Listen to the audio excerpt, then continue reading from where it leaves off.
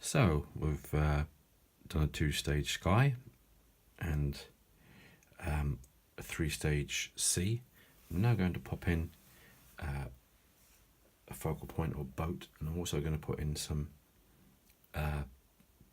distant shoreline or hills. So we're going to pop in a boat over here. I need to cross the horizon line. I'm going to be sort of coming in here somewhere. So we'll pop that in there. That'll work, I think, just about here.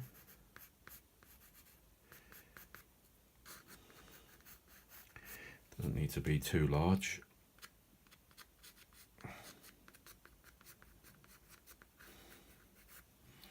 Yeah, we'll pop that in there. And then along here we'll paint in just a suggestion of a horizon. And I'm not going to draw this in, I don't need to.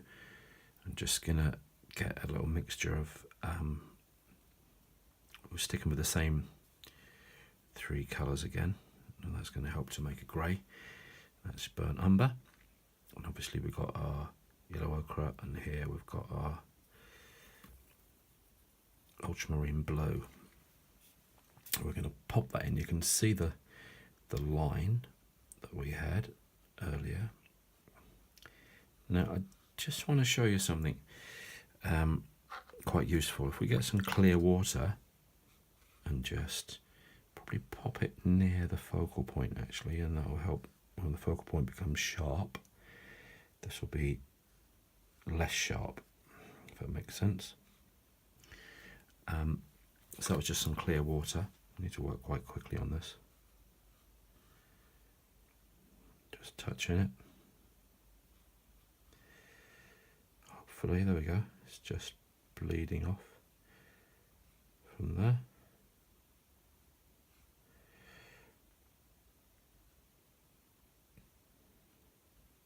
And we'll just pop in a tiny bit here. There we go. It's bleeding away.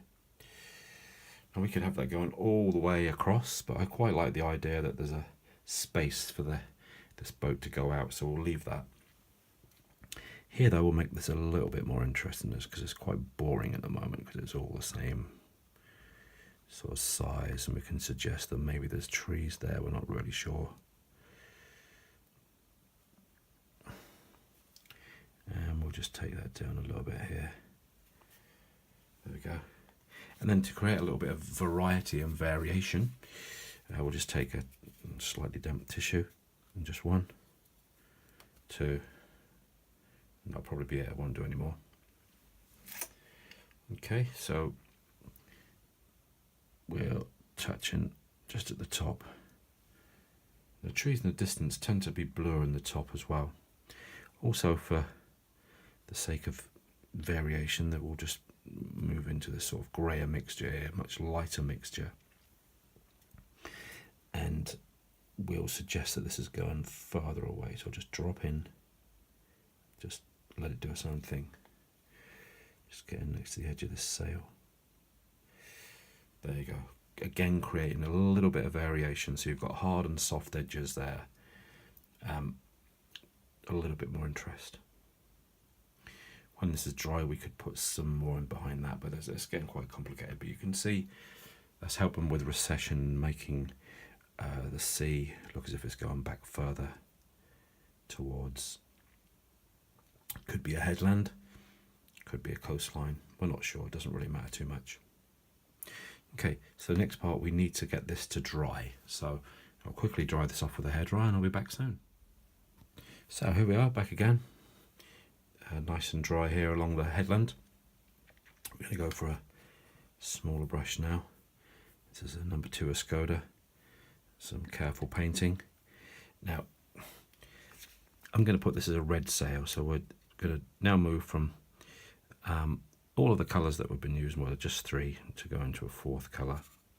So it's going to be a really, really strong sail.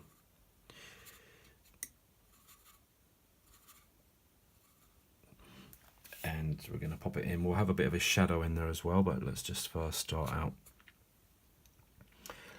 with this basic red mixture. You need to get a movement in there, should be really good. I might leave this actually. I quite like this being left clear here. Just pop that in. Bit of bend on there.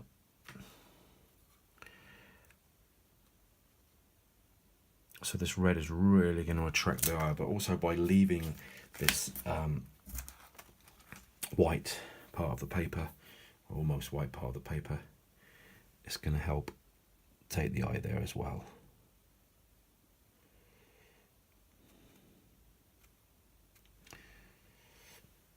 There we go, almost done.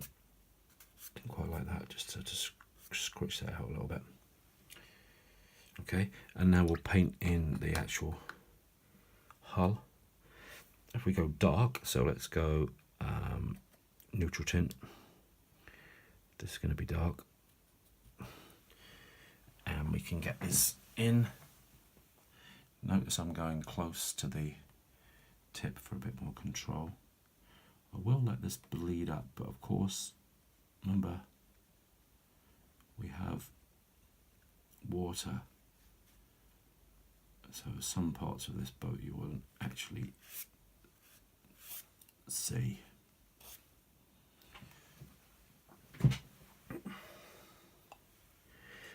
Might have a few bits and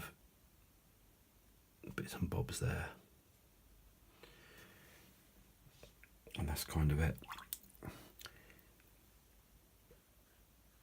Just soften off some of this, create a bit of a shadow there. Go back into the umber. Let's just touch up. This distance you wouldn't be able to see too much of this boat, but quite nice to suggest a mast just a bit. There we go, we can hear my cat Poppy in the background wanted to come in for a regular drink, so I'll have to change that water. But I kind of think that's just about it. Rigging at a distance is quite good, and you can get, let's just make this boat a little bit longer in the background here, not much. A little bit. Oops, bleeding in there, look. That's okay. We can sort that out.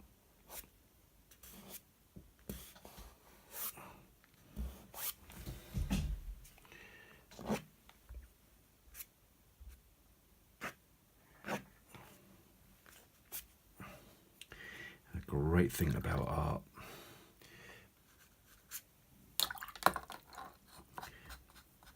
is as you're creating it, there we go, you're correcting it.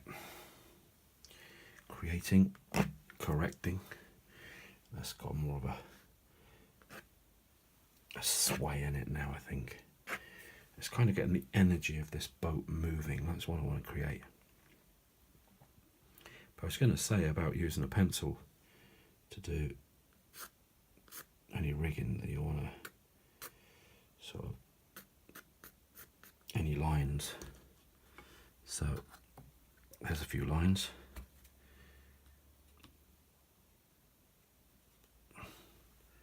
It's just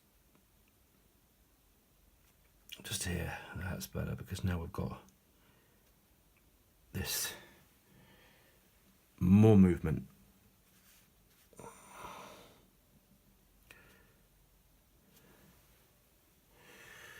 It's better. Try and join some of these up so they don't look lost.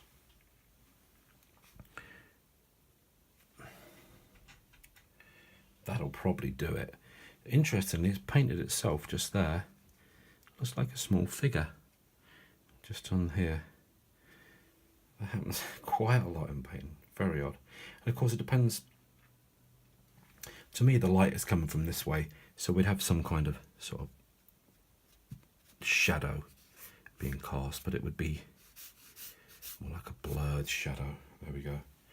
You might have a touch of one here, but not too much. You can go mad on this. Just pop in a few of these as well. Look, well, we've got some neutral tint on here. This is dry brush. You can just see this is creating a few flecks of energy, some movement really. Just restrains a little bit, like less is more. I quite like the fact that we've got this kind of light patch coming through. Yeah, I think that works nicely. It's a bit dark, I'll take that out because I don't want it to conflict too much with this. So it's the focal point, lightest light, darkest dark over here. You can hear the scritchiness there of the paint, which is good for dry brush. One more, not too many more. The cat's still trying to get my attention at the door. I'll have to let her in a second for a drink. And that's kind of it. Last little thing, just with a little bit of these leftovers. The sea wouldn't be the sea without a few birds.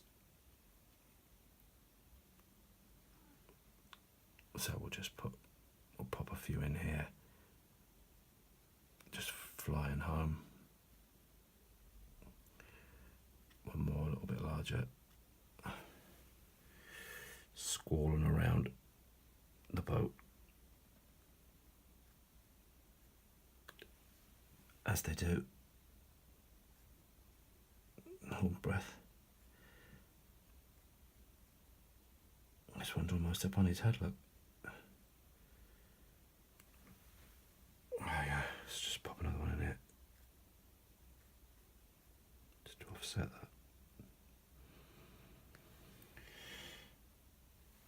Tiny. Wheeling. It looks like there's a pencil mark or something in here. We could just do that. You can go mad on these, but that will do. Perhaps just join up the sea. Just pop a couple in here. That's it. Stop. So, there we go. Hope you enjoyed that. Remember to subscribe. And this part of the video is about painting the headland and the focal point of this boat and a few birds flying around. And we also touched in a few dry brush strokes for waves. So join me again on my next video, and remember to subscribe, and take care now, and happy painting.